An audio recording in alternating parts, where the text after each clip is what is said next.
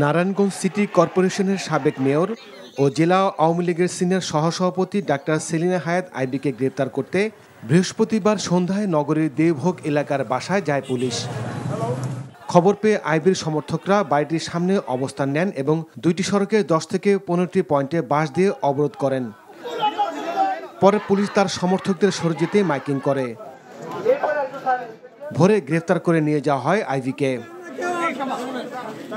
আমি কি নারায়ণগঞ্জ শহরে এমন কোন রেকর্ড আমার আছে যে আমি কোনোদিন কোনো বিরোধী দলকে আঘাত করেছি?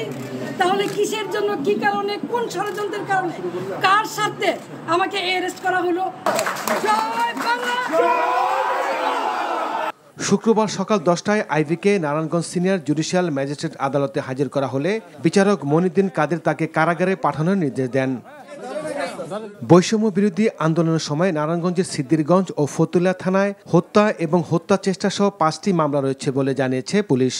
গতকাল রাতে আমাদের একটি অভিযান ছিল, আমাদের সাবেক সিটি কর্পোরেশন মেয়র আইবির রহমান, তার বাসায় আমরা অভিযান চালাই এবং ভোরবেলা তাকে গ্রেপ্তার করতে সক্ষম হই। তার নামে সিদ্দিরগঞ্জ থানায় 3টি হত্যা মামলা এবং ফতুল্লা থানায় একটি আদার্স সেকশন মামলা রুজু আছে। আমরা সিদ্দিরগঞ্জ থানায় একটি হত্যা মামলা তাকে গ্রেপ্তার দেখিয়েছি।